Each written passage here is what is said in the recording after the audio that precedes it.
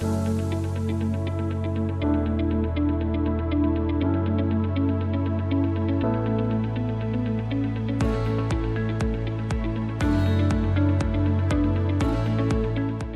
diagnostics ont été effectués par le passé qui ont révélé que le financement agricole n'existait presque pas au Bénin. Parce que les institutions financières considéraient que les activités liées au secteur agricole étaient un secteur à risque. Et c'est au meilleur des cas que les années en arrière, les institutions pouvaient accorder le financement agricole, surtout les banques, à un taux d'intérêt de 15 à 18%. Ça, c'est au meilleur des cas. Et au meilleur des cas, pour les institutions financières, le taux d'intérêt était autour de 20 à 24%. Ça, c'est le meilleur des cas. Et donc, parce que ce qui était exigé était énorme, on parlait de parcelles avec titre foncier, des demandes de garantie qui étaient énormes, même malgré tout ce qu'on peut apporter en termes, disons, pécuniers, mais il y a aussi des exigences en termes de nature, des titres fonciers, et ainsi de suite. Et il se fait aussi que le secteur agricole était totalement méconnu par les acteurs financiers.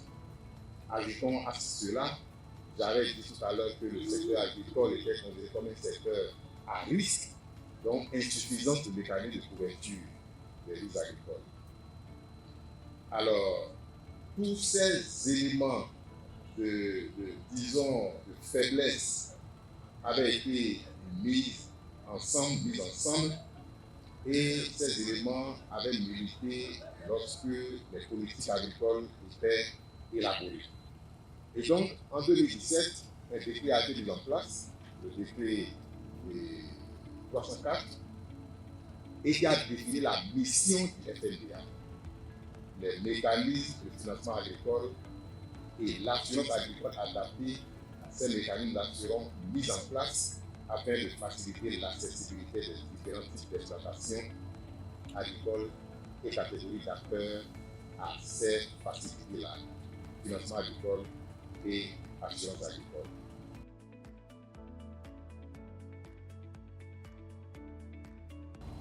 Vous imaginez pour tout l'Atacora, il y a seulement un ou bien deux équipements au plus qui sont posés dans tout l'Atacora.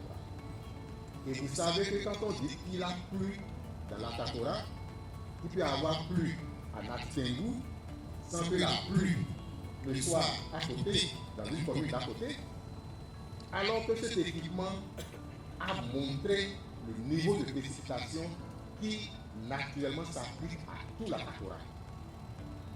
De sorte que c'est l'assurance agricole à indice pluviométrique qui pouvait à elle seule révéler le niveau de sinistralité.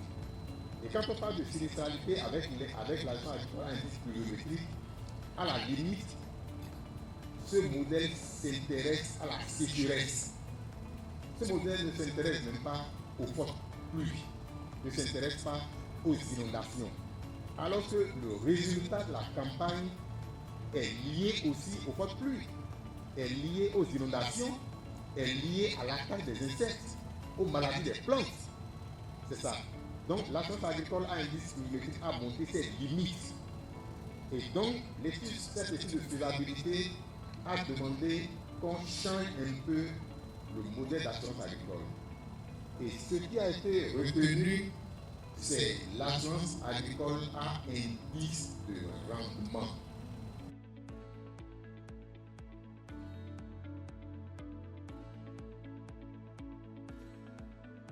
Moi, j'ai été très satisfait de votre présentation. Ils ont donné des communications sur le financement des producteurs, FNDA, pour FNDA, qui semble que les choses ont beaucoup changé par rapport au début.